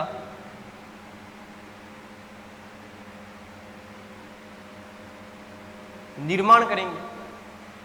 ग्लूकोज का यदि निर्माण करते हो तो ग्लूकोज का निर्माण याद नहीं रखना है। आगे वाले जितने भी यौगिक आएंगे जिनमें यदि ग्लूकोज है तो उसका जल अपघटन करवाने पर क्या प्राप्त हो जाएगा? ग्लूकोज प्राप्त हो जाएगा। अभी बताया था जल अपघटन से बहुलक एकलक में टूटता है, तो ग्लूकोज ने मिलकर जितनी भी डाइसेक्राइड बनाई है, जितनी भी पॉलीसेक्राइड बनाई है, उन सबका वापस जल अपघटन करवा दोगे तो आपके पास क्या बन जाएगा? ग्लूकोज बन जाएगा। फिर भी दो मेथड याद रखोगे जो एनसीईआरटी के हैं। नंबर 1 सुक्रोज का जल अपघटन, या आप बोल सकते हो सुक्रोज की एसिडिक मीडियम में कंडीशन। इसकी कंडीशन क्या ध्यान रखिए, यदि ऐसा आ जाए तनु HCl या फिर H2SO4 की प्रेजेंस में करवाई जाएगी और एल्कोहलिक विलियन पे करवाई जाएगी। यानी आपका जो सुक्रोज है ये टूट कर क्या बनाएगा? ग्लूकोज प्लस फ्रक्टोज, क्योंकि इसी से मिलकर बना हुआ होता ही इसकी प्रेजेंस में H+ की प्रेजेंस में। वो H+ कहाँ से आया? HCl, या फिर क्या ले सकते हो आप H2SO4। और मीडियम कौन सा होगा? विलियन का एल्कोहलिक मीडियम। तो क्या बन जाएगा आपके पास में? ग्लूकोज बन जाएगा। यहाँ से पता है इंपॉर्टेंट चीज बताऊं, नोट लगाकर लिखोगे। और इंपॉर्टेंट चीज क्या है, ये जो सुक्रोज होता है इसकी संरचना को डी होती है, डी स्ट्रक्चर होती है, लेकिन ये टूटता किसमें? डी ग्लूकोज और एल फ्रक्टोज में। या आप बोल सकते हो अल्फा ग्लूकोज और बीटा फ्रक्टोज में टूटता है। तो ऐसा पूछा जाता है कौन सी संरचना है जो खुद तो डी होती है लेकिन टूटने पर डी और एल दोनों बनाती है? तो आप बताओगे सुक्रोज। तो ये क्वेश्चन पूछा गया है सुक्रोज के बारे में। अपन आगे पढ़ेंगे फिर, लेकिन यहां पर अपन ने देखा पहला निर्माण। दूसरा निर्माण देखिए, सेकंड। स्टार्च जो होता है वो भी किससे बना होता है? ग्लूकोज से। तो स्टार्च का यदि क्या करोगे आप? स्टार्च का जल अपघटन करोगे तो भी आपको क्या होंगे? ग्लूकोज ही ग्लूकोज मिलेंगे। तो ये क्या हो गया? स्टार्च का जल अपघटन, वही एसिडिक मीडियम। बस इतना ध्यान रखना, यहाँ पर प्रेशर याद रखोगे आप 2 से 3 atm और ताप रखोगे 393 केल्विन। इस ताप पर क्या होगा? इसका अपघटन करवाया जाएगा। आपको क्या मिल जाएंगे? बहुत सारे ग्लूकोज मिल जाएंगे। चलो ये तो नॉर्मल बात। अब पढ़ते हैं अपन ग्लूकोज से मेनोज और गैलेक्टोज। इनमें कोई फर्क नहीं होता। जो आपका ग्लूकोज होता है इसके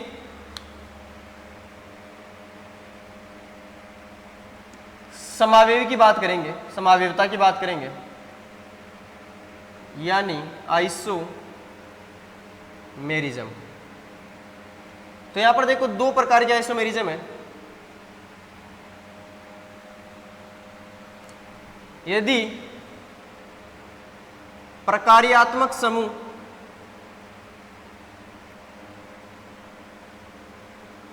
समावयवता की बात करें तब तो ये किसके साथ में दर्शाता है? फ्रक्टोज के साथ में।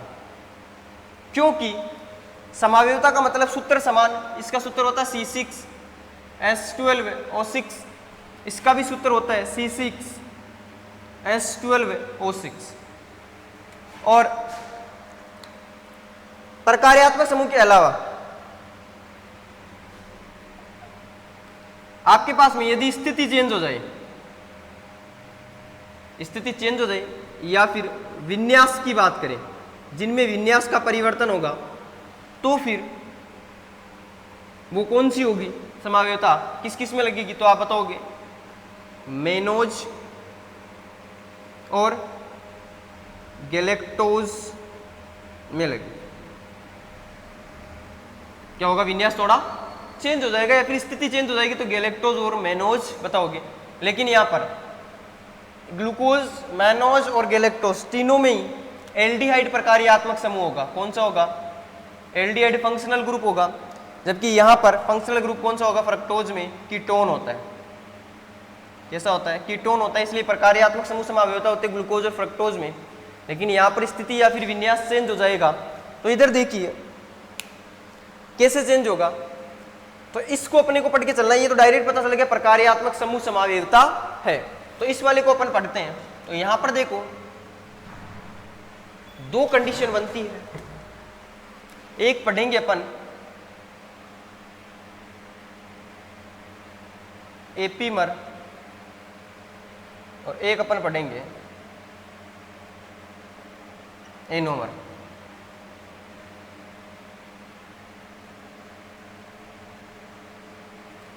एक तो अपन पढ़ेंगे एपीमर और एक अपन पढ़ेंगे एनोमर।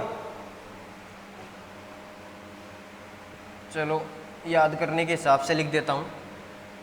यहां पर एनोमर लिख लो या एपीमर लिख लो। एनोमर ये एपीमर, जिसका पहले पढ़ा हुआ है तो याद कर लेना, याद करने की ट्रिक बता रहा हूं। एनोमर ए फॉर एप्पल कितने नंबर पे आता है? 1 नंबर पे। तो यदि ग्लूकोज के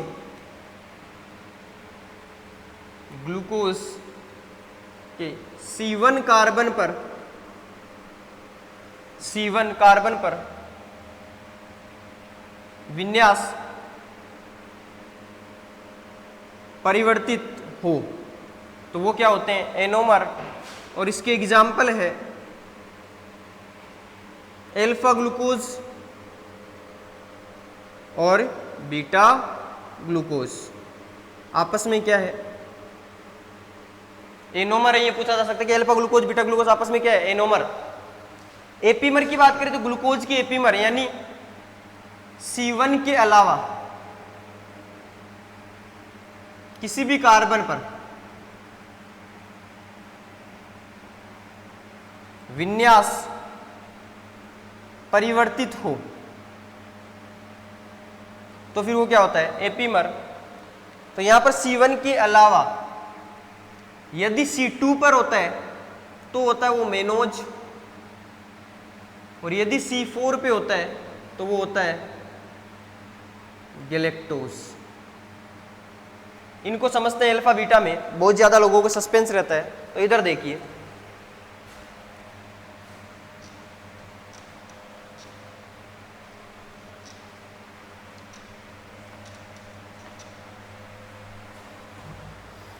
अल्फा और बीटा। पहले अपन इसकी दो तरीके से अल्फा बीटा पहचानना है। पहला, यदि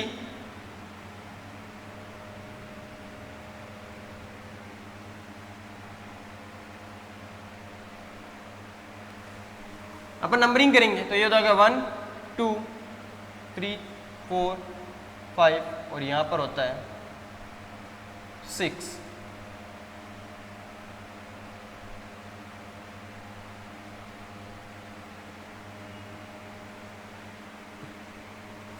ये 1 नंबर कार्बन है।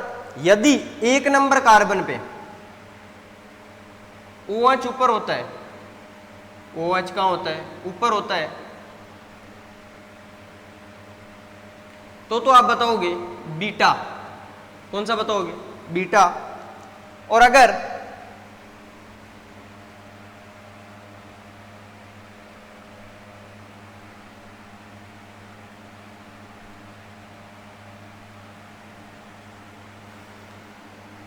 एक नंबर कार्बन पे OH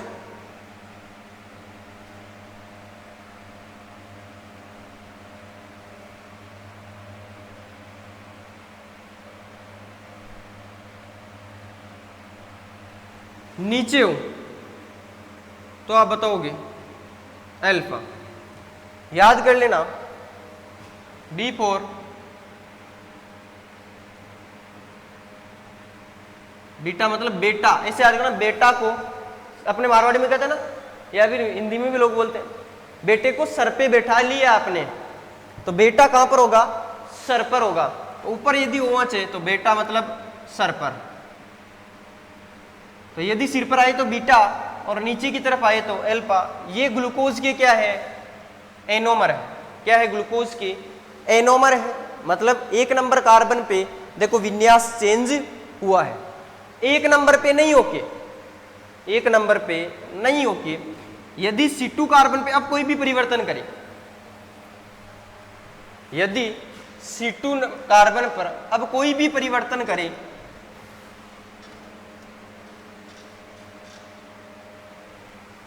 अब C2 कार्बन पर कोई भी परिवर्तन करे तो वो क्या होगा, एपीमर होगा। तो देखो यहां पर डायरेक्ट बता देता हूं, C2 कार्बन पे यदि इस H की जगह तो OH कर दें और इसकी जगह यहां पर H कर दे, उल्टा कर दिया, ये कौन सा हो गया, मेनोस।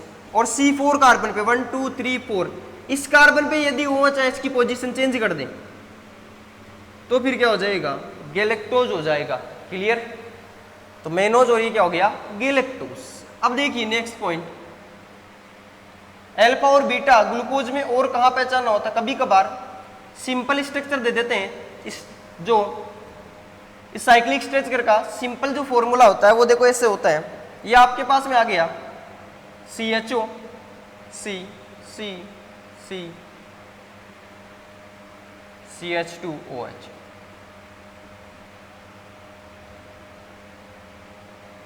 यहां पर इसको क्या करता है, यहां पर 5 नंबर कार्बन से जोड़ देता है। कितने नंबर कार्बन से जोड़ देता है, 5 नंबर कार्बन से जोड़ देता है। तो ये इसकी साइक्लिक स्ट्रक्चर बनती है। तो यहां पर देखो इसमें भी आपको अल्फा और बीटा पहचानने को बोल सकता है, तो इसकी ट्रिक बता रहा हूं।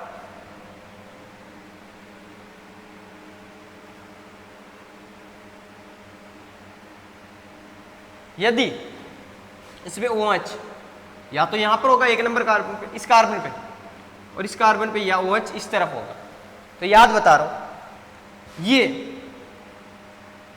यदि OH दाईं तरफ रहे, राइट साइड में रहे, तो आप यहां पर एक याद रखना LD। क्या शब्द याद रखोगे, LD। ए का मतलब एल्फा, डी का, एल का मतलब एल्फा, डी का मतलब दाईं तरफ, डी का मतलब दाईं तरफ, यानी अल्फा दाईं तरफ होगा। तो OH यदि दाईं तरफ है तो अल्फा, और लेफ्ट साइड में है तो होगा बीटा। तो इसी स्ट्रक्चर में अल्फा बीटा पहचान हो सकता है, और इस संरचना में जो स्ट्रेट स्ट्रक्चर होती है ये बनवा कर अल्फा बीटा पूछ सकता है। तो यदि इस तरफ है दाईं तरफ तो याद रखोगे LD, तो अल्फा दाईं तरफ होगा सेकंड कार्बन पे, और बीटा कहां पर होगा, इस तरफ होगा, कहां पर, लेफ्ट साइड में, तो वो होगा बीटा। बोलो कोई दिक्कत नहीं है। तो साइकिल के अंदर पहला जो कार्बन है इस पे OH इस तरफ है तो क्या होगा, दाईं तरफ, इस तरफ है इसका मतलब लेफ्ट साइड, दाईं तरफ होगा वो अल्फा होगा, और लेफ्ट साइड में जो होगा बाईं तरफ होगा वो होगा बीटा। तो अल्फा कैसे भी पूछ सकते हैं, बीटा कैसे भी पूछा जा सकता है। शायद अब अल्फा बीटा का कॉन्सेप्ट आपको क्लियर हो गया होगा, यदि किसी भी प्रकार का डाउट रहा था पहले। चलो, ये हुई ग्लूकोज की स्ट्रक्चर। अब अपन पढ़ेंगे ग्लूकोज की रिएक्शन। तो रिवीजन का दौर है, 6 रिएक्शन लिख रहा हूं और 6 की 6 ऐसे की ऐसे याद करोगे। तो देखो ग्लूकोज की रासायनिक अभिक्रिया, केमिकल रिएक्शन ऑफ ग्लूकोज, कैसे याद करना है, मेरी गारंटी। ग्लूकोज की रासायनिक अभिक्रिया यानी केमिकल रिएक्शन ऑफ ग्लूकोज।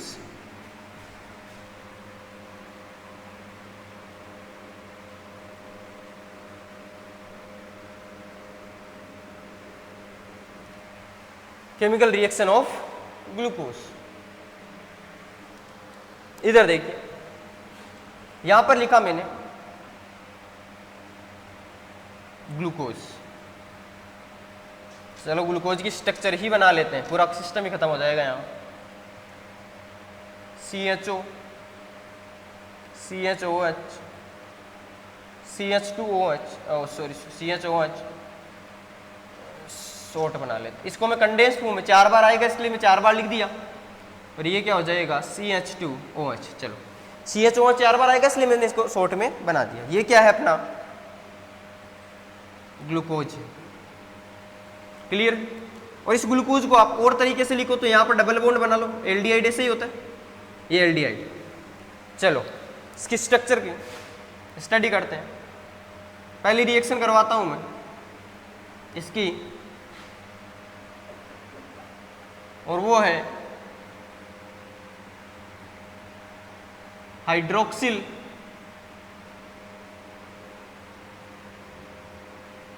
अमीन के साथ में।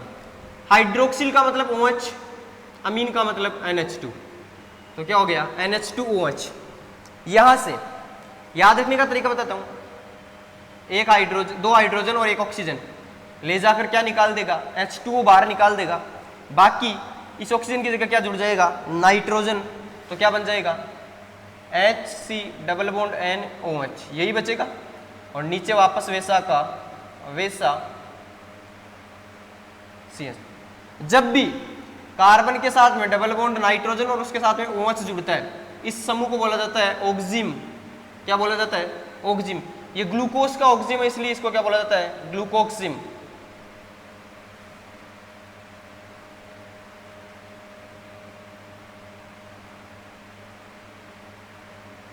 ग्लूकोक्सिम। ऑक्सिम क्या होता है C डबल बॉन्ड NOH, ये क्या होता है ऑक्सिम।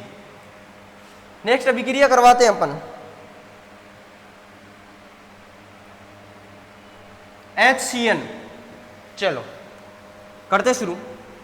HCN को आप तोड़ोगे तो क्या टूटेगा रे H प्लस, ऐसे भाई याद करना आसानी से फॉर्मूला बन जाएगा H प्लस और CN माइनस। इस बॉन्ड को यदि आप तोड़ते हो तो क्या बनेगा, इस पे माइनस आएगा, विद्युत ऋणात्मकता ज्यादा है, इस पे क्या आएगा प्लस।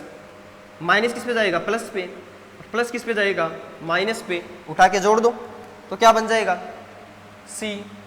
H ऑलरेडी इसके पास में है, यहाँ पर क्या जुड़ जाएगा CN, और यहाँ क्या बन जाएगा OH, और यहाँ पर क्या हो जाएगा CHOH का होल 4, और क्या बन जाएगा CH2OH। तो ये होता है साइनो हाइड्रीन। क्या होता है साइनो हाइड्रीन, कुछ नहीं करना था। चलो नेक्स्ट रिएक्शन करते हैं, वो करते हैं Br2 जल के साथ में। Br2 जल के साथ में एक रिएक्शन, यदि इसकी रिएक्शन HI के साथ में यदि इसको हीट कर दे, HI के साथ में इसको हीट कर दे, सारे ऑक्सीजन गायब कर दो और यहां पर क्या बना दो एल्केन बना दो। जब भी एल्डिहाइड और कार्बोक्सिलिक एसिड कभी भी HI की प्रेजेंस में और रेड फॉस्फोरस या फिर फॉस्फोरस हो और HI वहां पर और हीट करे उसको, तो हमेशा ध्यान रखना एल्केन बनेगा। तो यहाँ पर 6 कार्बन वाला एल्केन कौन होता है एन हेक्सेन। क्या होता है एन हेक्सेन होता है, तो क्या बन जाएगा एन हेक्सेन बन जाएगा। Br2 जल के साथ में कराओगे तो Br2 जल क्या होता है ऑक्सीकारक। क्या होता है ऑक्सीकारक, मतलब ये क्या करवाएगा ऑक्सीकरण करवाएगा। ऑक्सीकरण क्या होता है तो इसको देखो हल्का सा समझते हैं ताकि याद हो जाए। ऑक्सीकरण उसका होता है जिसके पास में क्या होता है क्रिटिकल हाइड्रोजन होता है। क्या होता है क्रिटिकल हाइड्रोजन होता है। क्रिटिकल हाइड्रोजन कौन सा होता है जो प्रकार्यात्मक समूह होता है जिससे डबल बॉन्ड ऑक्सीजन जुड़ा रहता है, जिससे डबल बॉन्ड O जुड़ा रहता है उसके पास वाला कार्बन क्या होता है, या जिस पर ऑक्सीजन जुड़ा होता है जहां प्रकार्यात्मक समूह होता है जिस कार्बन पर उस पे जुड़ा हुआ हाइड्रोजन क्या होता है क्रिटिकल हाइड्रोजन। और जितने क्रिटिकल हाइड्रोजन होते हैं उतनी बार क्या होता है ऑक्सीकरण होता है। यहाँ पर क्रिटिकल हाइड्रोजन कितने एक, तो एक बार ऑक्सीकरण होगा। ऑक्सीकरण का तरीका बता देता हूँ। देखो ऑक्सीकरण कभी भी यदि 1 डिग्री एल्कोहल का करोगे तो एल्डिहाइड बनता है। एल्डिहाइड के बाद में फिर एक क्रिटिकल हाइड्रोजन बचेगा तो एक बार ऑक्सीकरण होगा तो आपके पास बनेगा कार्बोक्सिलिक अम्ल। क्या होगा कार्बोक्सिलिक अम्ल। यदि 2 डिग्री एल्कोहल का ऑक्सीकरण करोगे तो क्या बनेगा कीटोन। और कीटोन का आगे ऑक्सीकरण सामान्यतः पॉसिबल नहीं है, अंडर स्पेशल कंडीशन आप करवा सकते हो। तो सेकेंडरी एल्कोहल से कीटोन बनेगा, कीटोन से आपकी आप मतलब ऑक्सीकरण नहीं करवा सकते। 3 डिग्री एल्कोहल के पास क्रिटिकल हाइड्रोजन नहीं है इसलिए इसका ऑक्सीडेशन नहीं करवा पाओगे। ये 3 कंडीशन होती है। तो अपने पास यहाँ पर एल्डिहाइड एक क्रिटिकल हाइड्रोजन है, Br2 जल ऑक्सीकारक का कार्य कर रहा है, इसका मतलब ये इसका क्या करवाएगा, ऑक्सीकरण। एल्डिहाइड का ऑक्सीकरण से क्या बनता है, कार्बोक्सिलिक एसिड। कार्बोक्सिलिक एसिड क्या होता है, COOH, CHOH का होल 4 CH2OH, इसको बोला जाता है ग्लूकोनिक अम्ल। क्या बोलते हैं, ग्लूकोनिक अम्ल। अब देखो, ऑक्सीकरण करवाने के लिए ऑक्सीकारक चाहिए। ऑक्सीकारक 3 कैटेगरी के होते हैं, दुर्बल, मध्यम और प्रबल।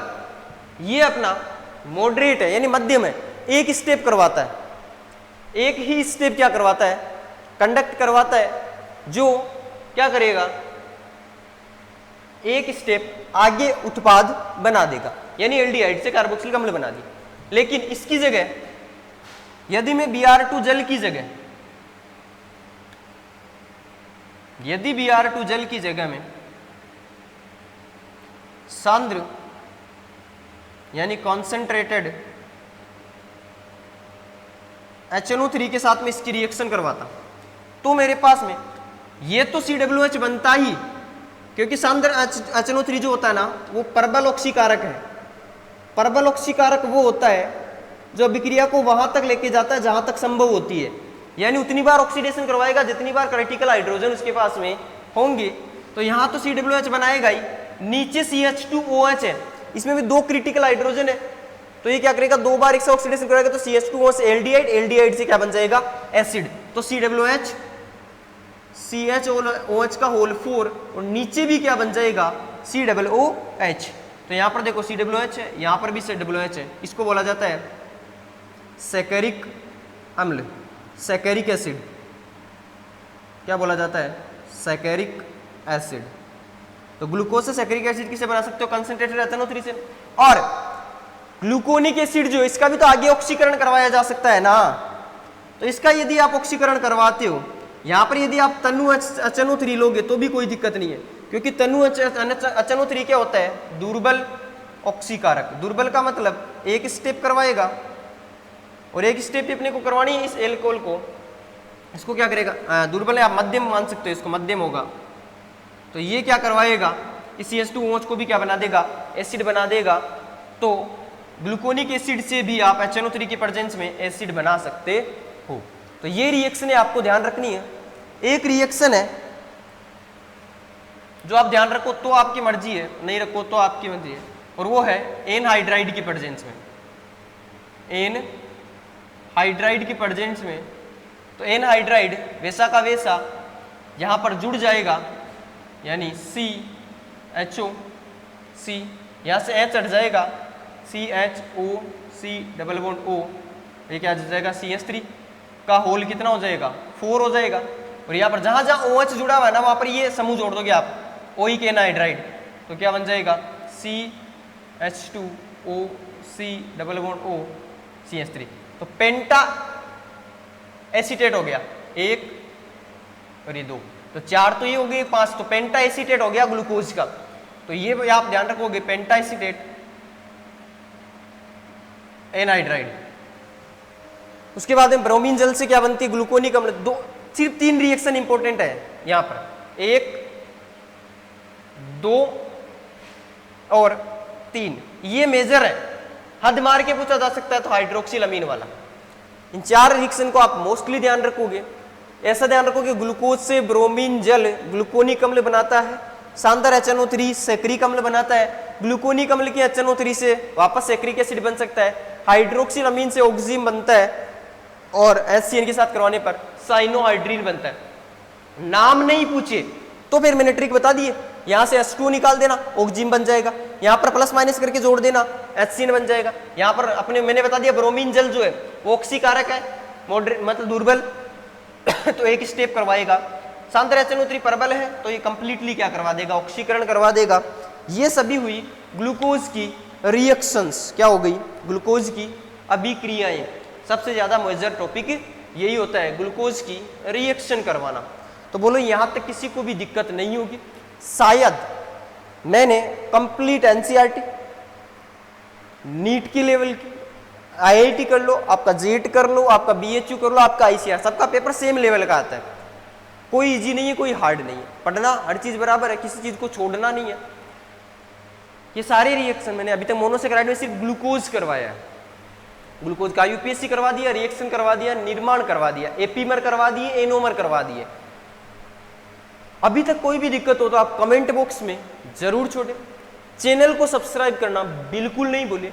अपने फ्रेंड्स को शेयर करें जो 12th क्लास में है, मतलब आए हैं या जेट की तैयारी कर रहे हैं, ICR की तैयारी कर रहे हैं या BHU की। इतनी मेहनत के बाद एक ही चीज मांगी है, शेयर करें, सब्सक्राइब रहे, जुड़े रहे KCP एग्रो क्लासेज के साथ में। स्वागत है आप सभी का। Thank you so much.